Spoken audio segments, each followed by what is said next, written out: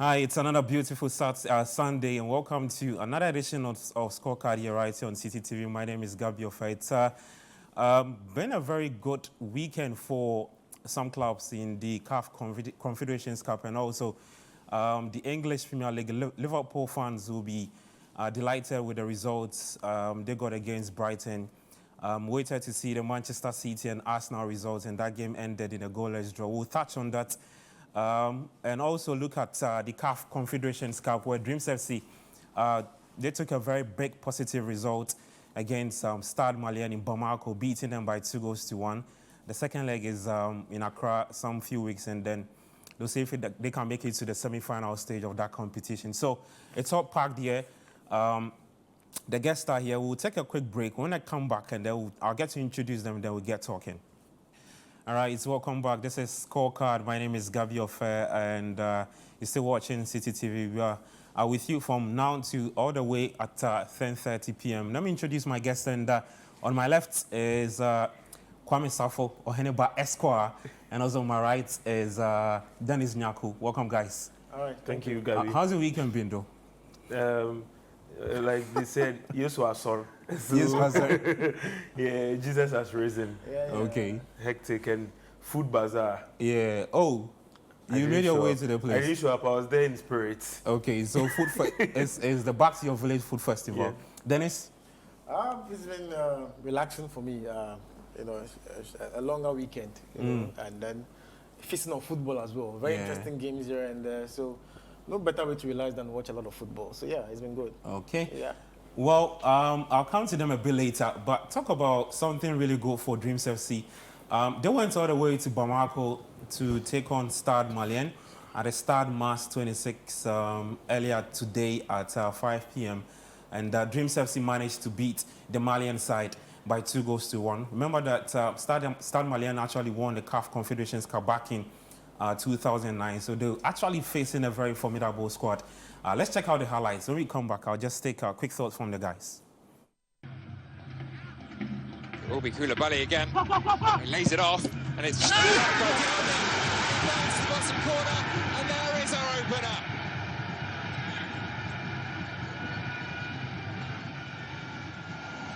So the knockouts eventually did finish bottom of that group, but a good year for Ghanaian football. Is it going to be a better one? Yes, it is. There's the equaliser. Dreams get their first ever knockout goal on the continent, and it's John Antwi, of course, the captain. He comes back. Another dummy. Shoots on his right instead, deflection. It's appeals for handball from Antwi for it. But certainly Boateng and Antwi made the point so vociferously. The referee's seen enough already. When it doesn't take that long, quite often wonder if the decision is about to be overturned and whether he'll be pointing to the spot. And indeed he does. Antwi versus Traore. A deep breath. And the finish, emphatic. John Antwi has two. Dreams have two. Not just 2 goals, but 2 away goals. And they are fully in command. All right, so it was a brace from John Antwi, a very experienced player. He's a former Al Ahly pyramid striker, and his experience coming to fruition for Dreams FC, giving them 2 goals against Stade Malien. Big result for Dreams FC. Kwame, I actually did not see Dreams getting this far. They are doing something that is absolutely phenomenal, but funnily is going unrecognized or noticed. I feel like the buzz around it is not there yet, but nevertheless, you look at the kind of players they possess, and they actually have good players. Talk of John Antwi, Ajeni Boateng, and Abdulaziz Issa. Yeah. You know that Dreams FC, right from the group stages where they had a group of Rivers United and Club Africain all the way from Tunisia, able to top the group. Thing is, Club Malien were second in their group with RS Berkane topping their group. So it was more of like a first position facing the second position, and they went straight to Mali, made a claim, showed everyone that their performances from the group stages to now has not been a fluke. And one thing about Dreams FC is they've actually been good at home. Yeah. If you watch their games, their group stages, they actually got most of their maximum points from home. And so to have the ability to go to Mali and beat Malien after going a goal down, it shows a lot about their mental fortitude. It shows a lot about the fact that they were not faced by the hostilities. It's you know, the thing about African football is African football can be quite funny sometimes because Malien can come and shock them. But I think with the performances and things we've seen, this is the knockout stage. Yeah. Knockout stage. With what we've seen from Dreams FC so far, I would make the clarion call on people to come and rally behind them, because in the past we've seen the likes of Brecum Chelsea, the likes of clubs which are not predominantly Asante Kotoko or Hearts, do well in Africa, and they've been able to capture the whole country's imagination. I think with Dreams FC, apart from the football lovers or people who follow football, who know what's going on, I think the masses do not know. I think there should be more voices raised around some of the good works they are doing. I think this is the quarterfinal stage. I feel like as they progress, they get to the semi-finals, they get to the finals, they are going to get more people trooping into the stadiums to support them. But kudos to them. And I think, and this is why we need to do well as a country with our local football, because the talent we can pick from here off the show, you were telling me about how as Abdulaziz was part of the satellite team. These are the good things they do for us. Ghana is currently struggling with finding an out number 9. I don't mind you trying John Entry once in a while in there. So I think they should keep up with the work they are doing. I mean, every Ghanaian is proud of them. Well, John Entry has got immense experience. A former player, played with Alali, played with Pyramids FC in the CAF Champions League. He was brought in to come and help Dreams FC, especially with what they wanted to do, or what they want to do in the CAF Confederations Cup. You look at that, you look at Abdulaziz Issa, you look at Ejenim Boateng, you look at the coach himself, that's Karim Zito. Let's not forget that he's guided a U20 side to win the AFCON in Mauritania. They failed to go to the World Cup because of COVID. And now he's guiding this young side to, I think they're even pole position to qualify for the semi-finals, Dennis. Listen, I've been shocked about how far they've gone. I watched this Dream side in the group stages. You know, prior to the very first game, we didn't know what to get. We were actually surprised because by virtue of how the local league has been going, you realize that there was not much expectation, you know, even before the whole tournament, the championship started. And for the first time of vaccine, you're in the quarters. Exactly. That's what surprises me, because it's not just about even how they played. It's about how mentally resolute they have been in games that they've even gone down. Look at this Dreams FC team. They've not just won matches, but it's about how they've won the games. They've traveled to, you know, countries and you know, led in games, scored several goals. And it's interesting because for a typical Ghanaian side, we've always talked about the fact that we've been lacking goal scorers, the fact that we go into tournaments and we can't score goals. Even the league, you realize that a lot of the games are drab. So for them to, you know, go into this competition and score a lot of goals actually surprises me. But it's not just here. I remember there was this game that they played in the group stage where they scored 4 goals in the first. So they've been very prolific in front of goal. And you just mentioned John Entry. I feel his experience has been immense. They seem to be they've had a nice breed of experience and young players in there. Abdulaziz is a younger guy, but he's actually very good.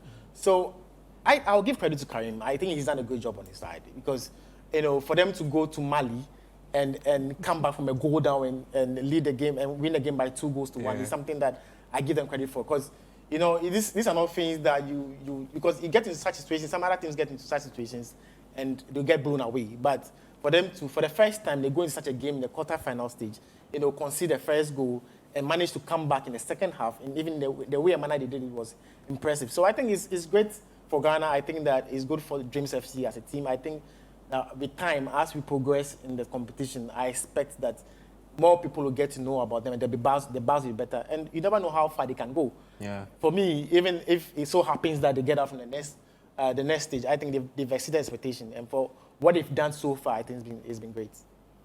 maybe they can pull up the same numbers we saw at the Cape Coast Sports Stadium and also the Accra. The Princesses and the Settlers. You see, it's always about the buzz you have around this. And I think the role of the media can never be understated when it comes to this. It's always about the buzz. Once the buzz starts trooping in, you don't necessarily have to be a Dreams FC supporter. You just have to be a Ghanaian. I don't remember the last time a Ghanaian team got this far, either in the CAF Champions League or the CAF Confederations Cup. I don't remember.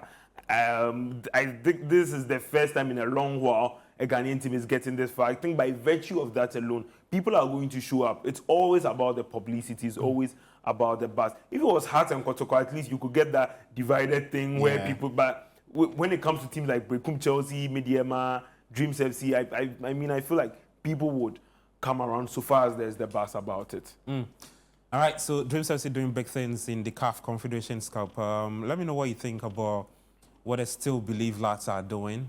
We display the WhatsApp text line so that you can also send in your thoughts on the Dreams exploits in the CAF Confed Cup. Away from that, let's head to the English Premier League. We start off at the Brentford Community Stadium where Brentford took on Manchester United. That game ended 1-0 draw. Let's check out the highlights. We'll be back. All right, so Manchester United drawing with Brentford at the Brentford Community Stadium. That game ended 1-0. Then it's United, Mason Mount giving them the lead, and then allowed Brentford to draw level. I think 90+6, I believe. Listen, this Man United team has a very big problem. I've been watching them for a while. You see, the inconsistency is becoming too much. I seem to, Man United behaves like a team that is like a woman that has mood swings, because it's like basically there's a point in time that they actually want to Wait, a woman has what? Mood swings. Okay. So you see, that's what I observed about this particular team, in the sense that there are days and times that they play extremely well and then are able to press other things. You watch the Liverpool game, you realize how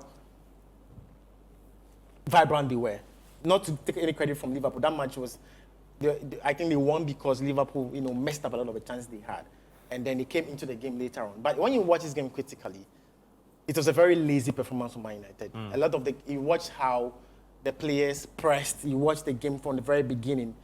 The scoreline is flattering. I believe that is a very flattering scoreline for Man United. They didn't deserve to draw this game. They were very poor from start to finish. Brentford had about 31 shots in the game. They could have. I'm actually surprised in the second half that they had not led with a two-goal margin from the first half, because they managed to press Man United to their box, and there were several occasions where United were slow to come out from the block, and that is my problem with Man United, because you realize that there are situations where on set pieces that you expect the players to come out quickly, they don't, and then makes them vulnerable to shots. That is how you see that Brentford continuously was, always in their box, pushing hard, trying to get the ball in there, hitting the ball I think on a couple of occasions. So from the Man United point of view, it was a very bad performance, just like some other games you've watched. I understand that the injury problems have contributed to this, but if you are Ten Hag and you have this team and how much you spent on this Man United team, you should be disappointed with the kind of efforts they put in. Rashford was, for me, a below 3 out of 10 in the game. He was very poor. And we've been saying this for a while now. His output, you see, there's a thing about being a top player in a team. When you're not playing well, at least we want to see his efforts. And that is what you're not getting from Rashford, because there are several times that he's had very bad games, but he wraps up poorly when you're not putting in so much effort. And the same as this Brentford game. The whole midfield wasn't really working, and that's the reason why you were very vulnerable to the shots they were getting. Because you could see that Menu, as much as he was doing so well, he didn't have the support in that midfield. Inviting the pressure from Brentford consistently, allowing them to grow into the game. And for Brentford, I think they'll be very unlucky. If I'm Thomas Frank, I'll be very disappointed, because they did everything to win this game. In the first half, they were consistently pressurizing Man United, just that the finishing was just not there sometimes. And I feel that they'll feel like if they had lost this game, trust me, it would have been very bad, because it's quite deceptive that because they played 1-1, people feel that this game was actually close. It was never close. It was a game that I think Brentford deserved to win, and Man United have to go back to that drawing board and perform better. Because I feel for Ten Hag, because when the players go onto the field and play like this, it's an indictment on you, because this is beyond tactics. When when the tactics fail, when things are not moving according to plan, you begin to question yourself and say, okay, fine, because of A, B, C, D, that is why it's not working. But when players are not putting in much effort, then it becomes a problem for him. So I think big ups to Brentford. I think they did more. They deserve more from this game. But I think United are lucky to have the points.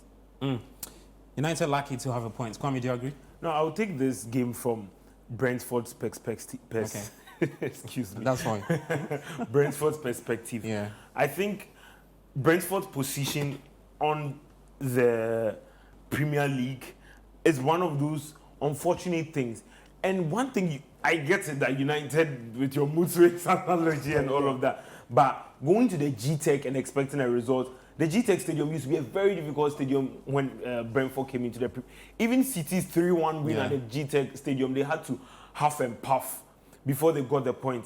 Like you said, even though the statistics show that United had much more of the possession, I think Brentford had the better chances. The introduction of Mbeumo has shown how Brentford has really missed Mbeumo. At a point, they were without Mbeumo and Wissa, and Tony, because Tony was 7 out a ban and Mbeumo was injured. Now they have both players back. The introduction of Mbeumo yesterday, you could see the chance creation, you could see how well Brentford were playing. But one thing that stood out for me in yesterday's game was Andre Onane's performance. There's a goalkeeper who had a lot of stick, a lot of criticism that he's not that good enough, we don't see what he's doing and all of that. But I think yesterday, despite the loss, all right, he put up a very good performance. And I think with time, and this is a fact people do not know, Onana is one of the 3 goalkeepers who have kept the most clean sheets in the Premier League this season. So he has improved. So you see, I watched the game yesterday. I was like, wow, this guy has improved. And you look at United. I think his bad performances in some games, someone has overshadowed. No, but he has a very bad defensive unit in front of him. Yeah, that's the point. He has a very bad defensive unit in front of him. So to be able to keep clean sheet with, you don't have Lisandro always fit, with Maguire, Johnny Evans, changing your center backs. Lindelof. Let's call a spade a spade. Yeah. This United back line is not the Sir Alex Ferguson kind of. How many of this United backline will get into that 2008 Manchester United Frederick Ferdinand? No, right now, if you are being honest, and we'll move on to other teams, substandard. Yeah. The kind of players certain teams like Manchester United, Chelsea, those Arsenal has even improved. These 2 teams especially. These were teams in the 2006, 7, 8, early 2000s. They were producing phenomenal players who could start in any other team. But their fans just have to call a spade what it is. Lisandro Martinez does not even start in Argentina, and he's like your butcher. Yeah, you get a substandard defensive unit. Menu is a very good prodigy coming up. But I really question he's starting with Scott McTominay yesterday, because Scott McTominay, being Manchester United's highest goal scorer this season, even when his main job is supposed to be a DM. Criticized for not having so much technique and look so rigid and so I don't know. But the question to you is that for him starting, the question what are the options that were available to? I think Casemiro was not fully fit. And you see, you cannot depend on 30-something-year-old Casemiro as Manchester United. So I think yesterday, what just happened is Brentford was the better side. Brentford has really caused United some pain in previous seasons. United have struggled for some time at the G-Tech. And what would have happened if United had stolen it? Would be like, oh, they didn't perform well, but they came away with the point. And that would have flattered them. And Man United have escaped a lot this season, but not performing well and going away with points. Managed to run away with 3 points. So I think Eric Ten Hag himself as a coach, he's been there for a season now. I'm still struggling to see his philosophy. I'm still struggling to see for Onane's ball playing attributes. I'm struggling to see how it's really because they had much of the possession yesterday, but as to the output, as to the football, you couldn't tell. Let me just give you a quick contest to that. Just a quick one. If you watch the goal that they conceded, the equalizer, you see the sequence of events in that goal. You see Bissaka, how he strolled out of the box. That is where I question the effort part. Because if you had just been quicker in moving out, you could have played Tony on offside. So these are the very little things that I see with the United team that is going to hamper their progress. Because no matter how good a team is, no matter how this much for Manchester City, you can give an example of the top sides you've had. What is Real Madrid team? Look at how good they are, but look at their off the ball movement. Look at how much they put in effort. So if the effort is not there, trust me, you're not going to get points, and that is what I think United has to improve in. Well, let's see how United will finish off the season. But let's talk about this team that also displays a substandard performance at Stamford Bridge. It was Chelsea taking on Burnley, 10-man Burnley. Chelsea struggled to break down Burnley. That game ended in a 2-2 draw at Stamford Bridge. Let's check out the highlights. All right, so that's how it all ended at Stamford Bridge. Chelsea 2, Burnley 2. Chelsea struggling to pick all 3 points against a Burnley. It's a 10-man Burnley of Charlie. Come here. So it's not let's drop on 10-man Burnley. Charlie. Chelsea cannot win this game. Charlie. And Kopama will look at that performance and be like, oh boy. What else do I need to do? Oh man. When we talk about mediocre, see, I've gotten to a point I don't believe in the project or whatever it is they are doing in Chelsea. So you used to believe in it? I used to have faith that give it time. Okay. Let's stick into yesterday's game. I think the Chelsea are even lucky to have come away with 3 points because Jay Rodriguez missed a very clear chance at the end of the game too. And this was a 10-man Burnley team. The problem with Chelsea is this. The inexperience in the final third is very glaring. So you had so many opportunities. Talk about mediocre. Nicholas Jackson, he's trying his best. You get what you pay for. Mm-hmm. That you cannot make a David Beckham out of a Eli Kinson. It's not possible. You don't get the same thing. I don't know who scouted him. I don't know what the scouting was. He tried his best. He missed chances. Strikers do miss chances. Few players I'm disappointed in is a player like Raheem Sterling. Because if someone can tell me what Chelsea has, what we have acquired, as what Chelsea as a team has acquired from Raheem Sterling. Yesterday he showed glimpses of what he could do with that Palmer assist. How many times has he been able to do that? How many times does he impact a game? And he was brought in from Manchester City, and the expectation was that he's supposed to be the big man to carry the team, but his performances have not been that great that yesterday he was dropped onto the bench. Back to the final third thing. Lost his place to Mudryk. The decision making is poor. And Cole Palmer is one of the biggest culprits too. Cole Palmer's decision making is poor, wants to do it all alone. Gusto comes in from the left back, does not make obvious passes.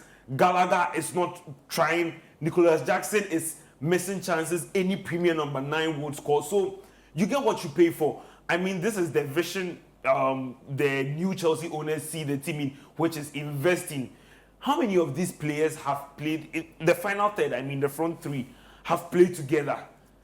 They've not been together for even more than a year. And I think that is bad because in as much as you are planning the future, you should have a player like this guy Fulham, who is now in Saudi. Mitrovic. Okay. I get it. Mitrovic is like 30-something year old. But the kind of experience you could have gathered from Mitrovic or the kind of prolific finishing you could have gotten from Mitrovic, you are not getting that from Nicholas Jackson. If Nicholas Jackson was an understudy, it would have made sense. We've had a lot of young players being understudies for experienced players, and later in time, you are looking at players like Oscar Bob, Lewis, all in Manchester City. Foden was an understudy for a very long time for David Silva. Yeah. And so I do not get this obsession with Chelsea about let's run the whole team amok, let's do this wholesale thing. I think it's affecting them. I mean, they might have patience and say, let's give it time. But the thing is, time is not given. Like, results are not given. That if you give it time, you are going to perform. I mean, Chelsea has been 11th last season, and it's still 11th this season after spending 1 billion.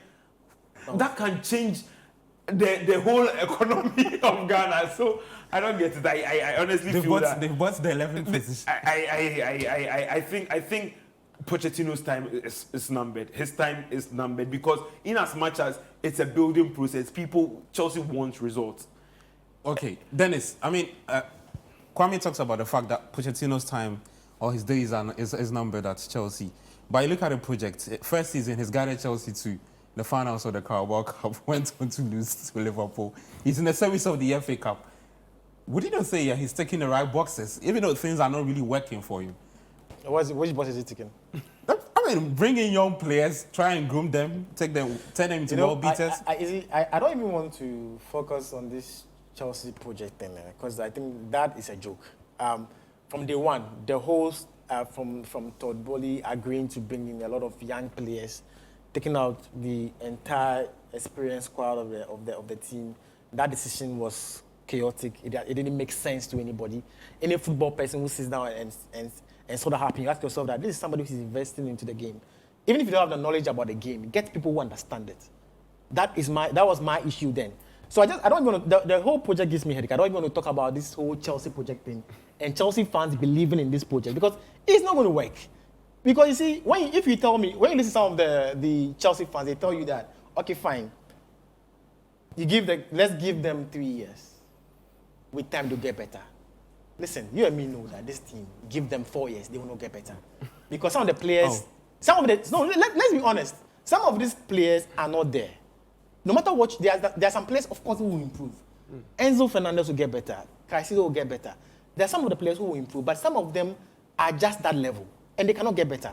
So it's sad, but this Chelsea team will have to spend again this summer. If they want to raise the levels of the squad, they have to spend on this squad, not by going to bring in young players like they have, but experienced players. Of course. And it's obvious that there's one particular area that's problematic. The goal scoring area is a problem because they've created chances. If you're going to say something Pochettino has done positively, is the fact that before he came in, the chance creation ratio was low, yeah. Which he has managed to increase. Fine. Now they are scoring, but they are conceding at the same time. Exactly. So, but see, that's the problem. If you are scoring 2, conceding 2, you see, because the fact is that when you come in as a manager, you're supposed to do better than your previous coaches. So if you come in when Chelsea was at the 10th position, you're supposed to improve that position and make and be high on the ladder. So if you've come in, you've managed to make Chelsea more creative, but they're not getting the points, and they are still 10th or 11th, then there's no impact there. And if I can chip in, a quick one. Yeah. If a coach of the caliber of Mauricio Pochettino is producing Frank Lampard results, or is producing Graham Potter results, then what's the use? What's the essence? And it brings me to the game of that's Chelsea and Luton too. Yeah. Same thing. Even though they got away with 3-2 with that, they just can't manage games. And you think that you are with the experience of Pochettino. You see, when he was at PSG, the excuses were, he's managing big egos, Neymar, Mbappe. Yeah. These are egos you can manage. Come on. I mean, I expect better. From Chelsea. But interestingly, let's be honest.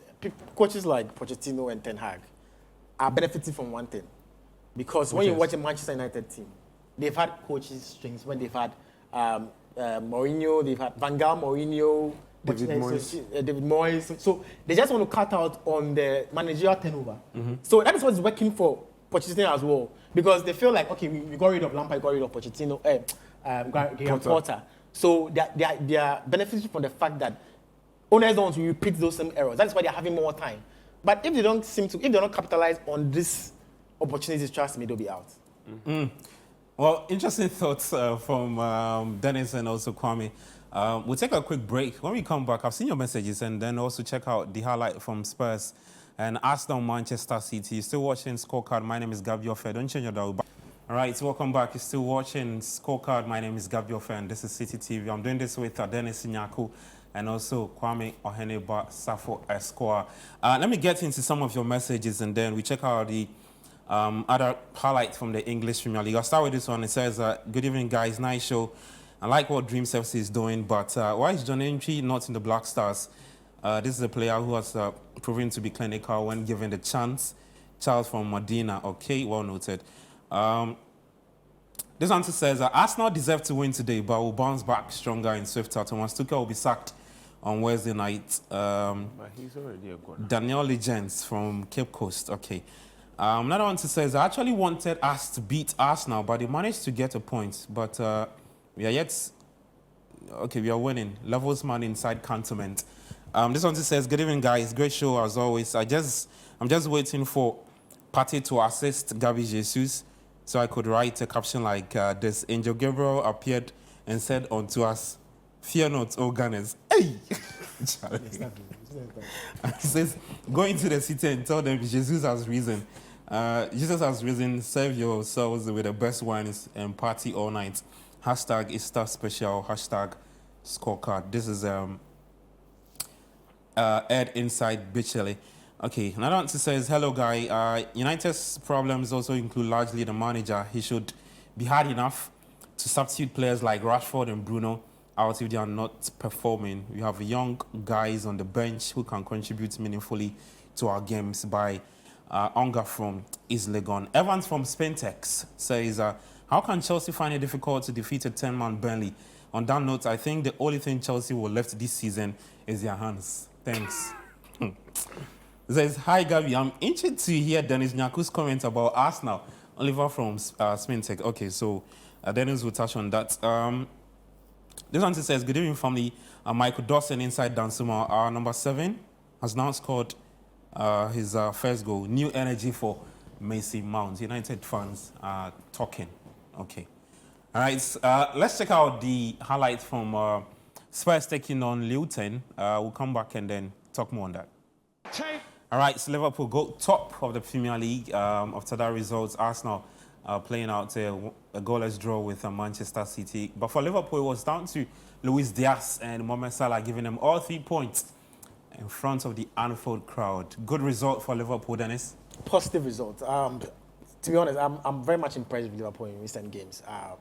You see, from now to the end of the season, it's about grinding our results. It's about winning games and finding themselves on top of the league table now. They are very much aware of that. Brighton wasn't easy. The game was actually very difficult for them because Brighton themselves wanted points. They have not been performing well in recent times, and then they tried to frustrate Liverpool. You know, Brighton always trying to pass from the back. You know, not giving you time on the ball and all of that. They were always trying to pass the ball out of midfield.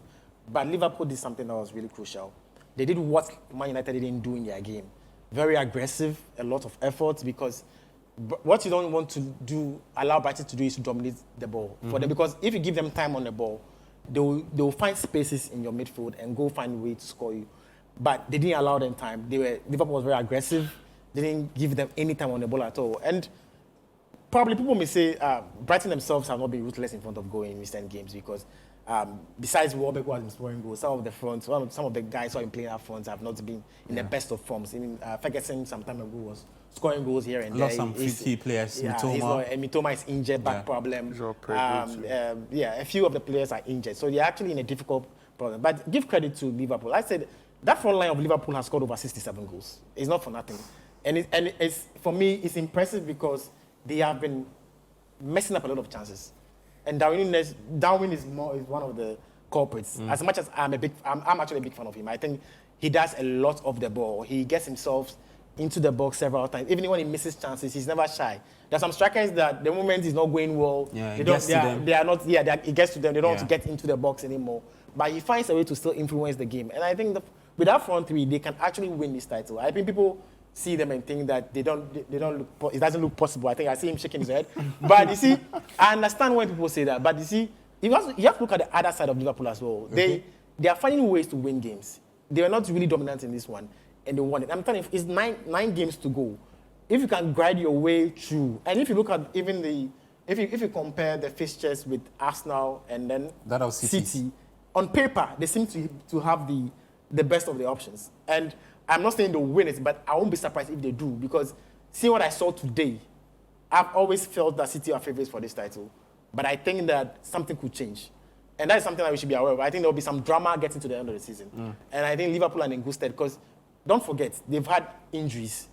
And how they've coped with those injuries is what has amazed me, because they have instances where Jota has been injured, Diaz has not been there, but they've managed to still get themselves across the table. So, good times for them. I think they should be positive. Their confidence is high.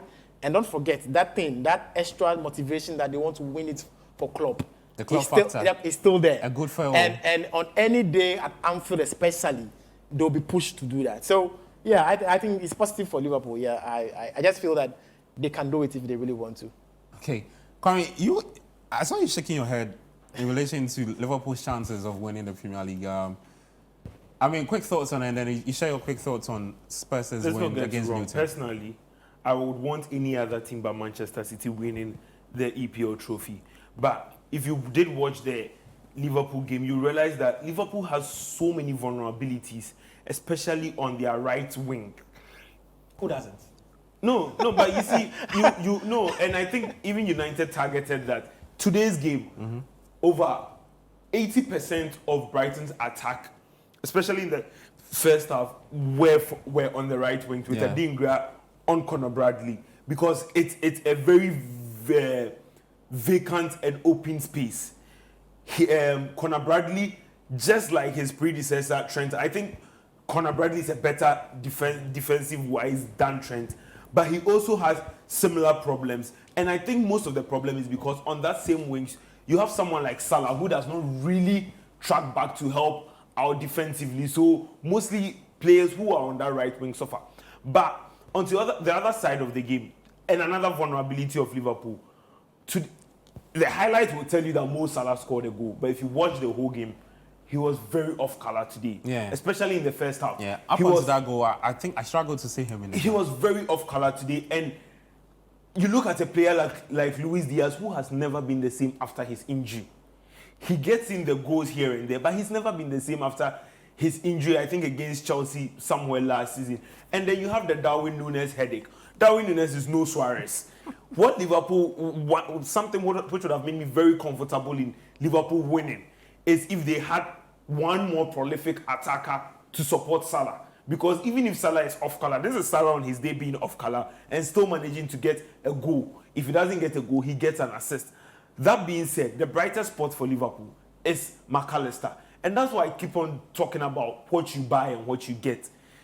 They are getting, and McAllister is one of the players who I can say was integral to Argentina winning the World Cup. Yeah. And Liverpool are getting the benefit of that. Wataru Endo is doing the chop and change, he's doing the blocking, he's doing all the dirty work. And McAllister is doing the defensive. But even in the second half, Klopp had to instruct McAllister not to be even doing most of the defensive work, because when he does the defensive work a lot, he does not get his natural output. So mostly in the second half, he was not really doing most of the defensive work. He was allowed more time to be creative, and that's what led to the assist of the goal. And the second reason I shook my head is, this is the thing about the fixtures remaining. Personally, I'm not really counting most of the home fixtures, because I have a conviction that 90% of the time, these teams like City, Arsenal, Liverpool are going to win most of their home games. It's always about the away fixtures. And I look at those three teams, and City has the best away fixtures. So, Liverpool are yet to play, I think, Villa. They are yet to play, I think, Spurs. And they are yet to play one other team. But you look at, if we could pull that, I will pull that up successively. You look at Arsenal's away fixtures, and they still have, I think, United to contend with, same as Liverpool. They've got Chelsea, they've got Spurs in there. And those away fixtures are not easy away fixtures. They still have Brighton and home. I think there's Villa too in there to play. Compared to City's away fixtures, City is very good at the Etihad.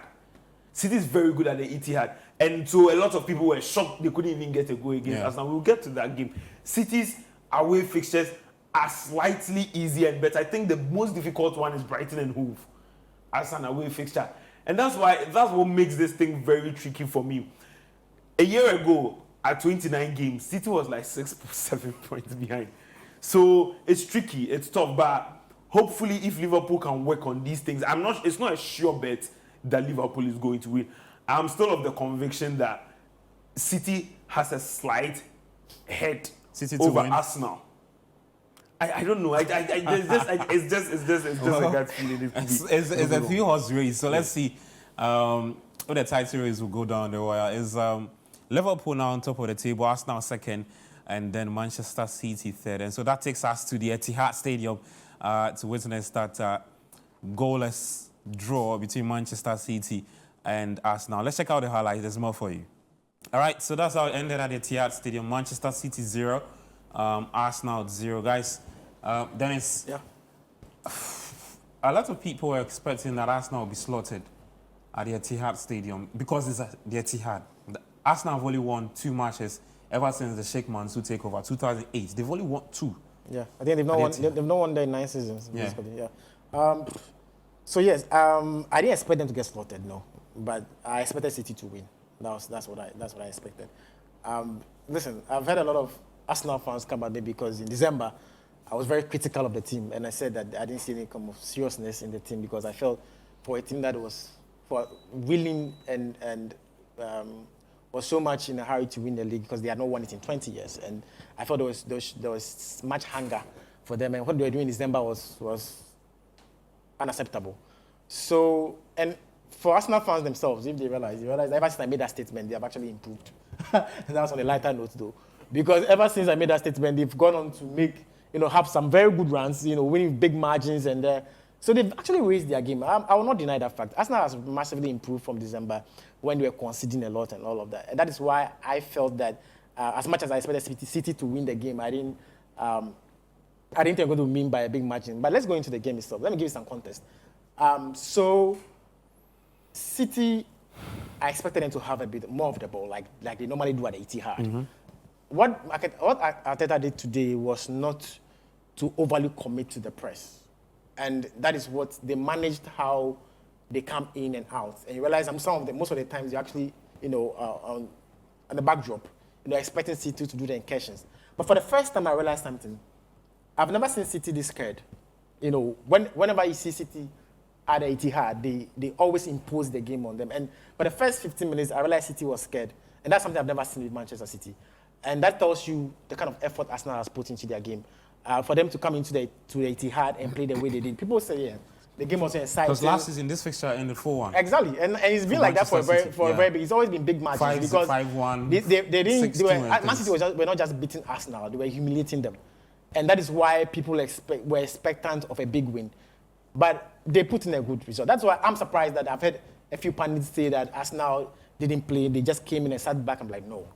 It's the same Arsenal team we've criticized over the years that they come into these games and there's no streetwise approach because it's always about one way, trying to get more of the ball and trying to, overly possess and score. But I think Arteta came with a plan. His plan was not to give City too many chances, trying to play a bit on the counter-attack because there are several times I feel that probably they could have, go for it because City had defensive issues. Kyle Walker is injured.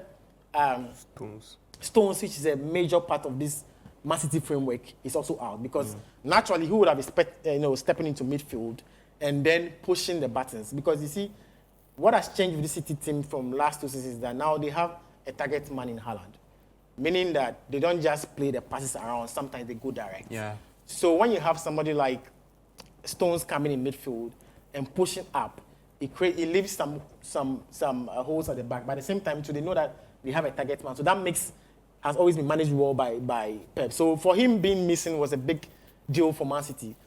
But Arsenal came into the game, started slowly. They managed to take care of Haaland. And there's one thing we need to highlight. Haaland has been struggling in these big games. So anytime he's pinned by a defender, I've seen it several times. I've watched it against Rudiger, I've watched it against Van Dijk, I've watched it. There are several, I can give you a lot of instances. Gabriel did the same thing on him today. That anytime he's pinned, he's just out of the game. Yeah. He struggles. And I even thought that there was a point in time where I expected Alvarez to come into the game because he was non-existent. He was out of the game. And it's not more of what City were doing, it's more of what Arsenal was also doing. They were not giving them spaces. And I think they've done something I've not seen them in a long time. And I'm giving them so much credit for it because they managed to stay in the game from minute 1 to the end of the and this is the thing that I am happy about because Arsenal has come into this game so much pressure. People asking that they've had a good streak of games winning with big margins. What are they going to do? Are they going to falter? Are you going to see the same Arsenal team choking again? But actually, they didn't do that, and I was impressed with what they did today. They stayed in the game throughout. But for City, for me, I've made them favourites for the title, but I'm beginning to question a few things. They've not beaten any of the top 5 sides this season, and these are not good indicators for a title-winning team. And even then, so you see from the previous titles they've won last 2 years, you see, it's unlike them. Mm-hmm. It's told you there's something wrong. They're not playing at full capacity, but it's also because of what I don't want to believe that. I know Arsenal has improved. I don't think Liverpool have been so much up there. I just feel that City have dropped a bit. Yeah. It's obvious, I will not. That's what I'm saying, that Arsenal have improved, but I don't think they've gotten to a point where I think that they've really matched City boot for boot, or they are gotten. But City have dropped for a lot of reasons. I don't believe in the business indeed they did in the offseason. Letting Gundogan go. I don't think he was really replaced. Bringing Kovacic. There are some funny, they are not really playing at that level. And I think that is what Liverpool and Arsenal are taking advantage of. And for me, I'll be happy if there's a new winner. Listen, I want Arsenal to win this title. Yeah. Not because I'm an Arsenal fan, but because I felt that for 20 years they've staffed too much. These Arsenal fans have been crying for so long. They've been crying for so long. And I want to see them smile. That is the thing. They don't know that actually I want the best for them. That's what they don't realize. They're always criticizing me that I'm on them, but I want the best for them. So that's very message to the texter who just... Yeah, yes, I do think that for the first time they came to the Etihad and showed up. And massive credit should be given to Arteta. I think the game plan was perfect. City was not at their best. And I feel that at this point, 9 games to go. They are difficult fixtures, but they need to grind out the results. And this is where these are title-defining moments. It's about winning the games. It's not about style. It's not about how you do it. It's about just getting more than the opposition. And that is what Arsenal has to do, or Liverpool has to do, because I want to see a new winner. I think City have been too dominant. But don't forget, I will not rule them out of this. I just feel that I'm giving Liverpool the favorite tag now, but I think City have so much experience to make it happen. To navigate through. So it's an interesting race. We'll see what happens. Kwame, all 3 teams have got European commitment. City in the Champions League, Liverpool in the Europa, Arsenal same, Champions League. I mean, what are you envisaging from these 3 teams in terms of combining that and what they have to do in the Premier League too?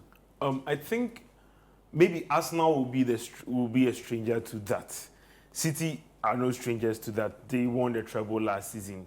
They were playing in like 3 competitions at a go. They were able to win that. Liverpool too are no strangers to that. They were chasing a quadruple some time back. They've been in Champions League. So the main question will be on Arsenal and how they'll be able to perform. We saw that they didn't triumph over Porto convincingly in the Champions League. So that would be a big test for them. And that's why it's really difficult for me to pinpoint a favorite. But then let me give you one thing about Arsenal I have been very impressed with this season. So when they lost to Fulham 2-1, or the backdrop of that poor showing in December after losing to West Ham and all, I think there was a break and they camped in, I think either Qatar or Dubai. After that camp in Qatar or Dubai, when Arsenal got back, they've won 8 successive Premier League games. Mm-hmm.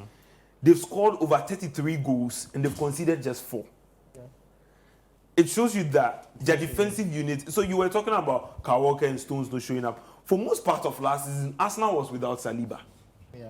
And I think that was a big thing that really harmed Arsenal's title chases. And I think today's episode should be titled "You Get What You Buy." Declan Rice, absolutely top-notch buy. He's been able to step up into that position. And Partey is a Ghanaian boy. We all love Partey. But at a point in the season last season, Partey was worn out. He was worn out. He was just not. It's not just Partey, but the whole team had lost their color. But look at the players that came from the bench today. There's Rice playing, but you could bring on Partey. And that's one other thing that hunted them last season. Exactly. Lack of depth, They didn't have depth, but they have the depth. So they had Martinelli on the bench. Yeah, they did, from injury. Partey on the bench. There was Zinchenko who was on the bench. Yeah. Even at a point in time this season, Eddie Nketiah was getting them the goals. Yes. Eddie Nketiah is no longer playing. So I feel like they've gotten better. And Mikel Arteta also knew what he wanted with the David Raya thing. Because it became a thing in England, Ramsdale, but it's dead. It's no longer a conversation anymore. So I think they know what they want. But pinpointing to this game, to be very honest, I think one or two things killed Arsenal, and that is they could, especially Odegaard, he could not find, and I was so shocked because he has good quality. He could not find that pass. All he needed was one-time passes. And he was mistiming those passes. They don't seem like chances, so those passes are successive. We saw that with McAllister in the Liverpool game. He missed out on that. With City, it's been running through this season from their games against Chelsea. I don't think people count Chelsea as top 5 anymore because they are now a mid-table team. against Chelsea, against the big teams. Relegation teams, stop flattering us. Relegation side. Their chance creation is really, really poor. Yeah. They look scary because of the places they get the ball. It's mostly in your box. So you need to be hyper concentrated, and I think that's what Arsenal did today. They limited it because how many times do you think Raya was tested apart from Ake's header? No. You can barely think of any time Raya City was had tested. just one shot on target. Yeah. And it's the same for Arsenal testing. And you see, I do not blame Arsenal. You see, if you remember Arsenal City at the Etihad last season, Arsenal were like they were so high up that Haaland was able to operate. That was the game. He took off his hair, flashing his hair, and all of those kind of things. He couldn't even take off. Even if it was a wing, he couldn't even take it off today because he didn't have that great a game. Because Arsenal gave them space. The spaces between Ramsdale and the back line was so huge. So all Haaland needed to do was time his run. But today, when Arsenal were out of possession, they quickly came back. Yeah. See, there's no harm in haram ball. Yeah, you are here to watch. At a point, I saw Gabi Jesus. I saw Bukayo Saka dropping very deep because that's how you play against City. There's nothing like haram ball. There's nothing like haram ball. They say when Shondai does it, you call it haram ball, dinosaur ball. But when Arteta does it, it's peak entertainment football. I mean, interesting conversation from that game. Arsenal playing out picking up very vital points at the Etihad Stadium. They played out a goalless draw with Manchester City. We'll take another quick break. When we come back, we'll delve into the Italian Serie A. There's more for you. My name is Gabio Faye. Still watching Scorecard right here on Citi TV. All right, welcome back from the break. My name is Gabio Faye, and this is Scorecard. It's the very final edition in the month of March. We'll now head to the Italian Serie A and check out the highlights. It was AC Milan taking on Fiorentina. Lazio also beat Juventus. We've got back-to-back highlights for you. Let's check that out. Napoli are all over the place, Charlie. I'm struggling to understand what's going on. I mean, guys, quick thoughts on that. Dennis. Listen, I don't remember last time I watched a title-winning team capitulate like this. It's terrible, and like I said, this season they've been bad. I know they lost Paletti, but some of the decisions they've even made have amazed me because if you did so well the previous season, and I think they lost Kim Jae, just one player. He's the only guy that left, and then you had a good team, and then the next appointment you make was to bring in I think Yuri Garcia, and then he came in to replace, and like that was a strange decision to make because for how well they were doing, I was thinking that they don't go to a gamble that or going for Yuri Garcia. I think we would have found still a better coach to come and coach them because I don't rate Garcia highly for what he has done in the past. But beyond that, they've been very bad. Losing at home to Atlanta, how bad can he get? I understand that is a good side, but to sit at home and lose 3 goals to is bad. But really bad. Yeah, it's very bad. So, but beyond Napoli, I think Napoli, Inter Milan have wrapped this up. I think they've won this title. They've not played this season. I think they're even yet to play this weekend, and they're leading. I think they're 76-65. Yeah, I don't see AC Milan or Juventus coming to come and do anything. So I think the interesting part is the Champions League places. I think that's where the competition is. That is where they are. But for the league title, I think that is done and dusted. For AC Milan, I think they started very well, but for some reason. But it's interesting to see how the ex-Chelsea boys are doing well. The Pulisic and Loftus-Cheek. But that was also a great goal from Alfred Duncan playing for Fiorentina. That was a marvelous goal. It's sad that I see these things because anytime I watch Alfred Duncan and I see how we seem to endure Baba Idrisu and then Salis. You just want to choose that. Oh yes, that is Baba Idrisu and Monado. And then you have to settle for that. Yeah, even in recent times, Salis has been terrible. So it's bad we don't have him, but how can we do about it? Well, let me take you to Germany. It was the German Bundesliga. Then again, another comeback by Bayer Leverkusen. They earlier fell to Hoffenheim but managed to clinch all 3 points thanks to Patrick Schick scoring again. Back-to-back highlights and together with Borussia Dortmund who also beat Bayern Munich at their home venue. All right, Patrick Schick has done it again for Bayer Leverkusen. Charlie, big win for Xabi Alonso. Kwame, I'll start off with you. I mean, this is the third time Patrick Schick has done this. Yeah. And I don't know how healthy this is. It's not healthy. I don't think it's healthy. What's the they've been living on the edge. It's like it's a belief thing. I know there's this belief, just like great teams like Manchester United had this Sir Alex Ferguson time belief. These guys I know they play good football, they play possessive football, but what makes a good team very good is, in as much as you are playing that good football, you are humbling your opponents. You are making them know that you are not on my level. When Bayern were Bayern, they are smacking you 7. They are not waiting for like 91st minute to score. No. But we all know they are going to win the Bundesliga because most of the hard work has been done this season. They've won most of the games. And the truth of the matter is, Bayern is struggling this season because of how good Leverkusen has been. Leverkusen's run is really criminal. They've won. They've not yet lost. That's close to that's the equivalent of an invincible. Yeah. They've not yet lost. I think there's 5 draws or so. And I even think Bayern, even in their heydays, being Bayern, went through that run. They didn't go through that run. So yeah, I get that there's Tuchel just didn't inherit this team at the right time because everybody could be mediocre. Bayern could be mediocre, but because it's Bayern, they end up winning. And the signs were there last season. It took them the last game to win, and Bayern has gotten this FC Hollywood tag about them, where there always has to be some drama associated with them.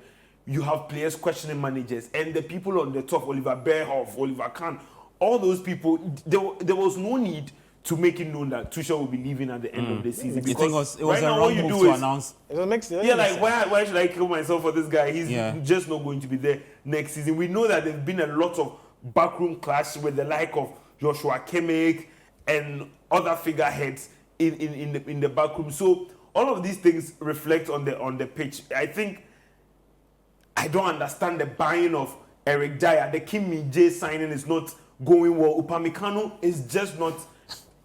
Like I said, you get what you buy. It's not giving them the results they wanted. Boy. So everything is just not going according to plan. And if we are going to be very honest about Tuchel, I think most of us are hung up on the good things he did for Chelsea. But before he left Chelsea, he put off a lot of bad stinking results before he left. Okay, at Chelsea. At Chelsea. Even that was his last managerial stint. He's carried that on to Bayern Munich. Carried that on to Bayern Munich. I've not really. He's done well, but we've not seen the Tuchel we know of even at PSG or the Tuchel. Right now, what he has is the Champions Even League. his early days at Dortmund. We are not really seeing that. Some of his buys have been questionable.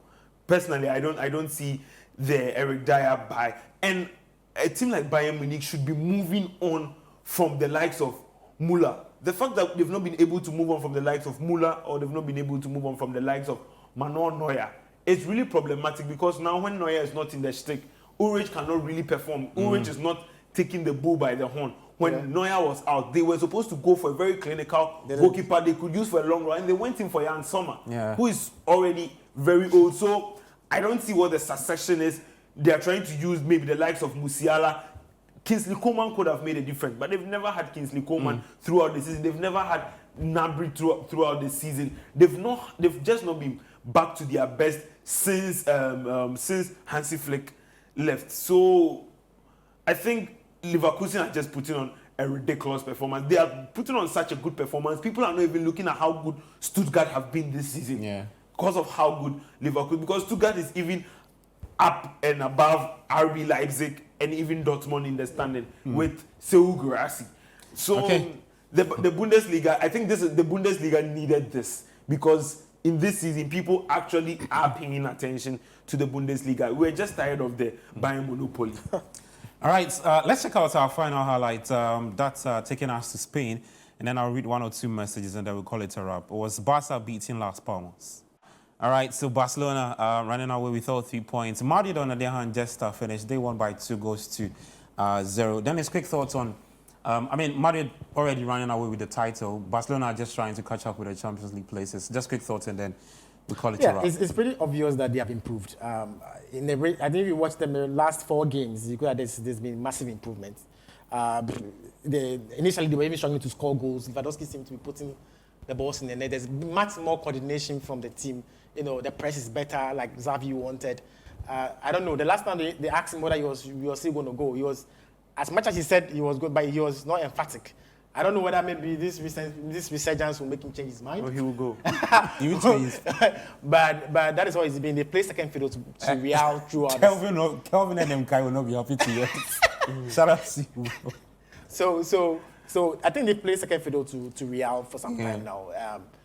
What Real Madrid is doing this season is ridiculous, trust me, because if you look at it from the angle of the fact that they've had so many injuries, you know, to the extent that they're playing Tchouaméni at the back, the fact that they've had a lot of players injured and they managed to be where they are is ridiculous. I think Ancelotti has done a great job. Sometimes I feel like people always seem to associate Ancelotti with the fact that he's got good managerial skills, that he can keep players full of egos in one room, try to, you know, talk them out of situations, being the one being out there to manage such egos. But I think he goes beyond that. I think tactically he's a very good manager.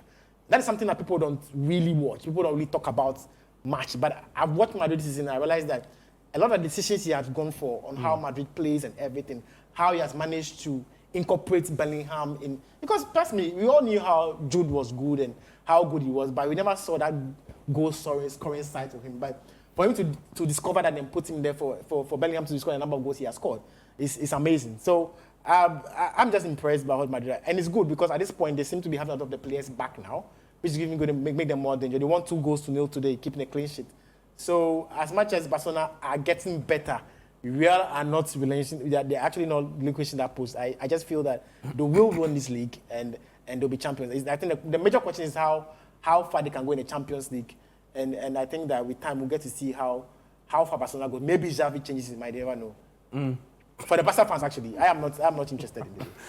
Well, let's see if Xavi will change his mind. I don't think the Barca fans will want to see that, though, but that's just by the way. And that's how we call it a wrap for today's episode on Right Here on Citi TV. My name is Gabio Fe. You heard the guys, Dennis Nyako and also Kwame Oheneba, Safo Esquire.